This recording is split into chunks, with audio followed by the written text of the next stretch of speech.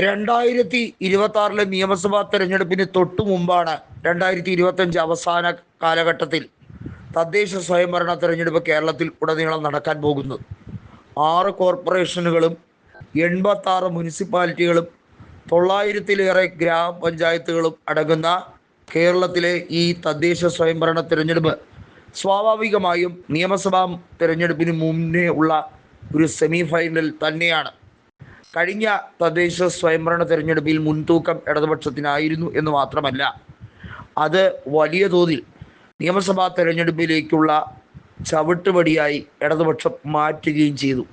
അതായത് കൂടുതൽ ജനക്ഷേമപരമായിട്ടുള്ള പ്രവർത്തനങ്ങൾ കാഴ്ചവെക്കാൻ ഇടതുപക്ഷം ശ്രമിക്കുന്നത് അവസാന നാളുകളിലാണ്.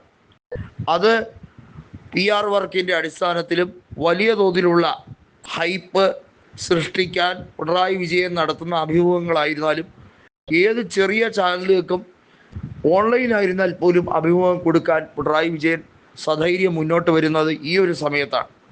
അത്രയും നാളും മർക്കടമുഷ്ടിയോടെ വളരെയധികം ഗൗരവഭാവത്തോടെ മസിലും പിടിച്ച് നടക്കുന്ന പിണറായി ഈ കാലയളവിലാണ് വളരെ സുതാര്യമായ ആളുകളോട് ഇടപെടുന്ന രീതിയിൽ ഭാവിക്കുന്നത്. എന്നാൽ ഇക്കുറി കൃത്യമായി കോൺഗ്രസ് നേതൃത്വം അവർക്ക് ഏറ്റവും കളങ്കമുണ്ടാക്കുന്ന വ്യക്തിയായ രാഹുൽ മാങ്കൂട്ടത്തെ നിയമസഭാ തെരഞ്ഞെടുപ്പിന് മുമ്പ് തന്നെ അദ്ദേഹത്തെ രാജിവെപ്പിക്കുക എന്നുള്ളത് കോൺഗ്രസിൻ്റെ അജണ്ടയിൽ ഉള്ള കാര്യം തന്നെയാണ്. നമ്മൾ മനസ്സിലാക്കേണ്ടത്, നിയമസഭാ തെരഞ്ഞെടുപ്പ് നടക്കാൻ അല്ലെങ്കിൽ അതിൻ്റെ പ്രഖ്യാപനത്തിന് തൊട്ട് മുമ്പല്ല രാജി. തദ്ദേശ സ്വയംഭരണ തെരഞ്ഞെടുപ്പിന് മുമ്പേ അന്വേഷണ വിധേയമായി രാഹുൽ മാങ്കൂട്ടത്തെ പാർട്ടിയിൽ നിന്നും സസ്പെൻഡ് ചെയ്യുകയും പാർട്ടിയുടെ ചുമതലകളിൽ നിന്നും എല്ലാം ഒഴിവാക്കുകയും ചെയ്യുന്ന രീതിയാണ് അവലംബിക്കേണ്ടത്. ഇപ്പോഴത്തെ പാർട്ടിയുടെ അധ്യക്ഷനായ സണ്ണി ജോസഫ് പല കാര്യങ്ങളിലും ജാഗ്രതാ മനോഭാവം കാണിക്കുന്നില്ല എന്നുള്ളത് ശരിവയ്ക്കുന്ന കാര്യമാണ്. കെ സുധാകരനായിരുന്നു KPCC അധ്യക്ഷ സ്ഥാനത്ത് തുടരുന്നെങ്കിൽ എടുക്കുന്ന ചില നിലപാടുകളുണ്ട്. ആ നിലപാട് കാർക്കശ്യമുള്ള നിലപാടുകൾ തന്നെയാണ്. ഏതായാലും അദ്ദേഹത്തെ അധ്യക്ഷ സ്ഥാനത്ത് നിന്നും മാറ്റിയത് പ്രത്യേകിച്ച് UDF ഒരു പരാജയം നേരിട്ടതിൻ്റെ പേരിലോ അതല്ലെങ്കിൽ അദ്ദേഹത്തിൻ്റെ കാലാവധി പൂർത്തിയായി എന്ന് പറയുന്നതിൻ്റെ പേരിലോ ഒന്നുമല്ല.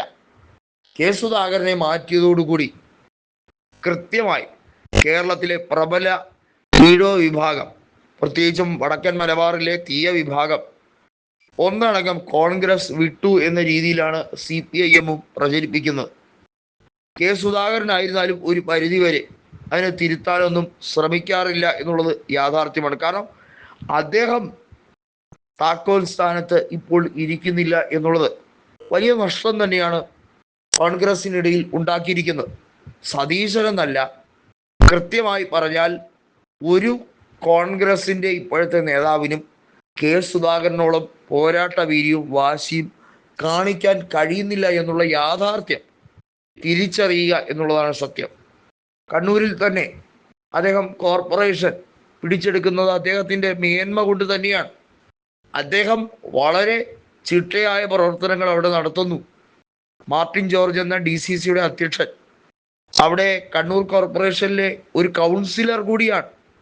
കൃത്യമായിട്ടുള്ള ഏകോപനം നടത്തുന്നത് കൊണ്ട് മാത്രമാണ് മറ്റെല്ലാ കോർപ്പറേഷനുകളും തദ്ദേശ സ്വയംഭരണ തെരഞ്ഞെടുപ്പിൽ ഇടതുപക്ഷത്തിനോടൊപ്പം നിന്നപ്പോഴും കണ്ണൂർ അചഞ്ചലമായി തന്നെ UDFനോടൊപ്പം നിന്നത്.